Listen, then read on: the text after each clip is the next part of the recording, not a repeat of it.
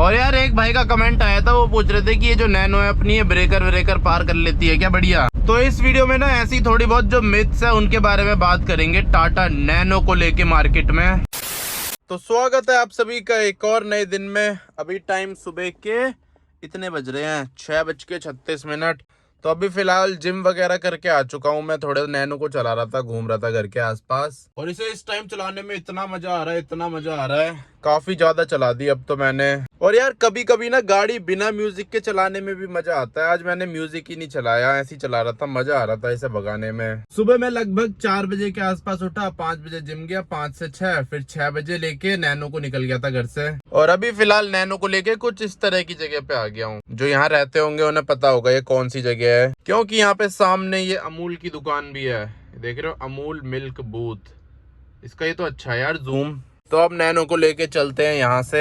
आज मैं पार्क नहीं जा रहा, पार्क जाने का मन सा नहीं कर रहा, पता नहीं क्यों, भागने का मन नहीं कर रहा, तो इसीलिए पार्क को आज स्किप कर देते हैं और अपनी नैनो को लेके अब सीधा घर ही चलते हैं। सुबह सुबह तो यार इसको चलाने में जो मजा आता है, सुबह वैसे सारी गाड़ियों को ही चलाने में मजा आता है, भले ही वो स्कूटी हो, कार हो, बाइक हो, कुछ भी हो, मजा ही आ जाता है। खाली रोड, ठंडा मौसम, जहाँ मर्जी रोको, जहाँ मर्जी चलाओ। दोपहर में तो ये पूरा रोड पैक रहता है, यहाँ पूरे में जाम ही जाम रहता है। बहुत ज़्यादा मुश्किल से ले जानी पड़ती है घर गाड़ी, लेकिन इस टाइम वो वाला सिस्टम नहीं रहता। इस टाइम खाली खाली रहता है, जो मन करे वो करो अपनी गाड़ी के साथ। और इसमें फ्यूल का एक डंडा हो चुका है, अभी तक तो 2 थे, अब 1 हो गया। सही माइलेज दे रही है अब ये। और यार एक भाई का कमेंट आया था, वो पूछ रहे थे कि ये जो नैनो है अपनी, ये ब्रेकर पार कर लेती है क्या? बढ़िया।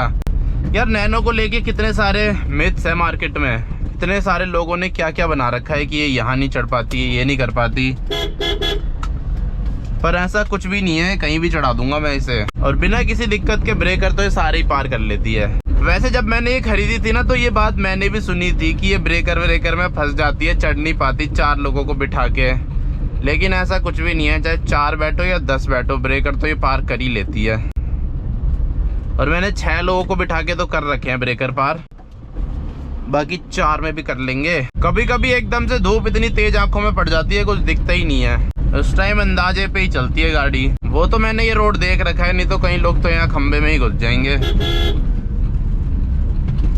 तो इस वीडियो में ना ऐसी थोड़ी बहुत जो मिथ्स है उनके बारे में बात करेंगे टाटा नैनो को लेके मार्केट में। दूसरा जो मिसकॉन्सेप्शन लोगों के बीच में है वो ये है कि इसके ना मैकेनिक नहीं मिलते।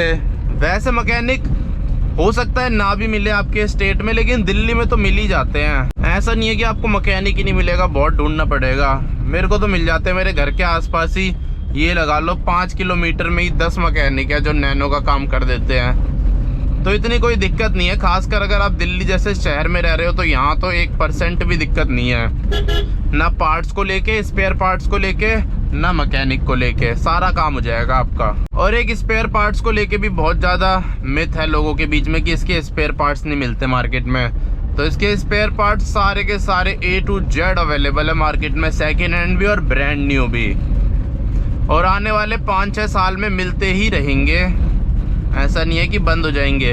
ऊपर से एक टाटा का ना पिकअप वो आता है ट्रक, टाटा एस गोल्ड, उसमें जो पेट्रोल वाला वर्जन है ना, उसमें सेम इंजन लग रखा है जो नैनो में आता है, तो उसके पार्ट्स भी इसमें लग जाते हैं अगर इंजन रिलेटेड पार्ट्स की बात करें। तो इसीलिए पार्ट्स को लेकर भी कोई दिक्कत नहीं है। बाकी मेरी वीडियोस तो आप देखते ही हो, मेरे को तो मिल जाते हैं इसके सारे पार्ट्स। यहाँ तक कि सेंसर भी मेरे को घर के आसपास मिल गया था, इसका स्पीडोमीटर सेंसर। नहीं तो बहुत सारी ऐसी गाड़ी हैं उनका नहीं मिलेगा आपको ऐसे इतना इजीली, लेकिन इसका सेंसर तक मिल गया। और पार्ट्स भी इसके बहुत ज़्यादा सस्ते हैं। एक ये भी मिथ है लोगों के बीच में कि इसके जो स्पेयर पार्ट्स हैं वो बहुत ज़्यादा महंगे हैं, लेकिन ऐसा नहीं है। अभी तक मैंने जितने भी डलवाए हैं सस्ते ही हैं, मतलब और कारों के जितने के आते हैं उतने के ही आ जाते हैं। इसके भी 1500-2000 में आपकी सर्विस हो जाती है, तो और क्या चाहिए। स्पेयर पार्ट्स भी सस्ते हैं। मैंने इसकी विंडशील्ड चेंज कराई थी, तो ये भी मेरे को इतनी सस्ती पड़ी थी 2000 रुपए की। इसका एक टायर चेंज कराया था, वो भी 2000 रुपए का। तो पार्ट्स यार इसके बहुत ज़्यादा सस्ते हैं, टायर भी सस्ते हैं, विंडशील्ड भी सस्ती है। और ये रियर व्यू मिरर मैंने चेंज कराए थे, ये तो 150 रुपए का एक है, तो ये भी इतने सस्ते हैं। बताओ कितने मर्जी खरीद लो 150 रुपए में। स्पार्क प्लग इसके 150 रुपए के आ जाते हैं। कॉर्ड वायर इसकी 300 रुपए की आ जाती है, जो इग्निशन केबल होती है। इग्निशन कोयल भी इसकी 500 रुपये से कम में ही आ जाती है। तो मतलब पार्ट्स यार बहुत सस्ते हैं अभी तक जितने भी मैंने डलवाए हैं।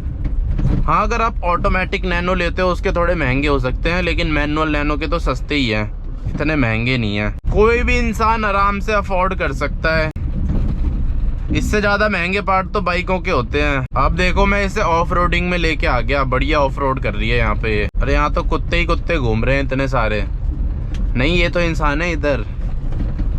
इधर बहुत सारे डॉगी घूम रहे हैं। और बाकी एक चीज़ और है कि लोग सोचते हैं इसमें आपको बहुत ज़्यादा छोटे छोटे टायर मिलते हैं, लेकिन इसमें आपको 12 इंच के टायर मिलते हैं, और बल्कि अल्टो से भी ज़्यादा चौड़े टायर मिलते हैं। अल्टो में भी 12 इंच के टायर हैं, इसमें भी 12 इंच के टायर हैं। बस ये कि इसमें छोटे इसलिए लगते हैं क्योंकि इसकी बॉडी बड़ी है, और अल्टो में ये टायर नॉर्मल लगते हैं क्योंकि उसकी छोटी बॉडी है। अल्टो यहाँ तक है इसके, 1 मिनट, यहाँ तक आती है अल्टो, यहाँ तक।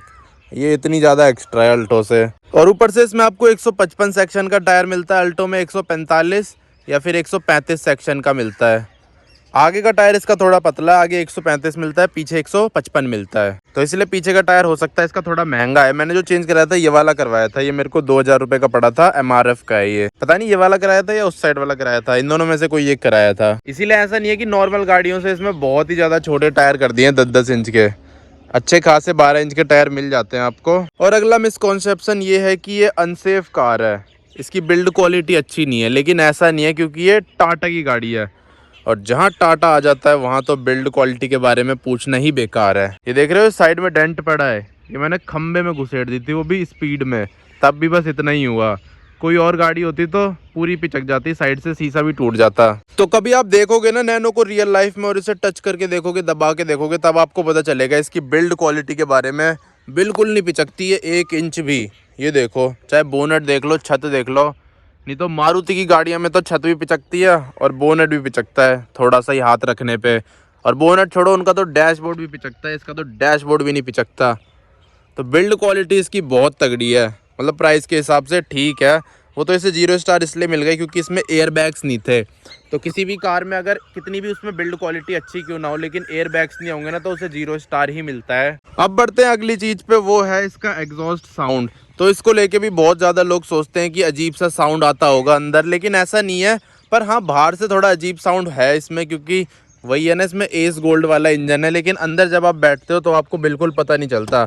अंदर इसमें नॉर्मल कार जैसा साउंड आता है, ऐसा लगता है नॉर्मली इंजन होगा, बाहर भी नॉर्मल साउंड आ रहा होगा, लेकिन बाहर थोड़ा अलग साउंड आता है, पर अंदर पता नहीं चलता।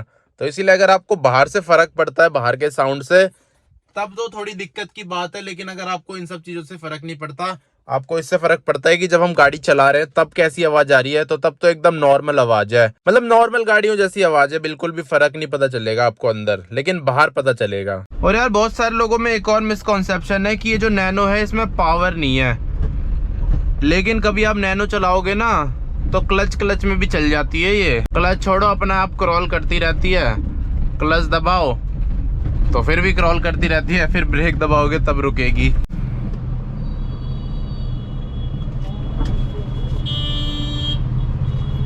देख रहे हो कितनी भीड़ है, लोग पागल हो जाते हैं हमारे यहाँ के लोगों में वो नहीं है सिविक सेंस क्या कुछ भी नहीं है यहाँ के लोगों में। कभी तो मेरा मन करता है ऐसे बुलडोजर ले लूँ एक और सबको उड़ाता हुआ जाऊँ पर यार क्या करें, हम एक सिविलाइज्ड सोसाइटी में रहते हैं, ये सब कर नहीं सकते। पहले कर सकते थे राजा महाराजाओं के टाइम पे, अगर वो भी हम राजा होते तब कर सकते थे, पर अभी नहीं कर सकते। तो फाइनली यार नैनो को लेके घर पहुंच गया हूँ, बहुत ही ज्यादा मुश्किलों का सामना करने के बाद। इतनी भीड़ हो रही थी अभी के टाइम पे, इतनी ज्यादा भीड़, ऊपर से गलियों में गाड़ियां वाड़ियां बाइकें सब लग रखी थी। तो बस यार इस वीडियो को यहीं पे एंड कर देते हैं, मिलता हूँ आपसे कल अगली वीडियो में। जय हिंद।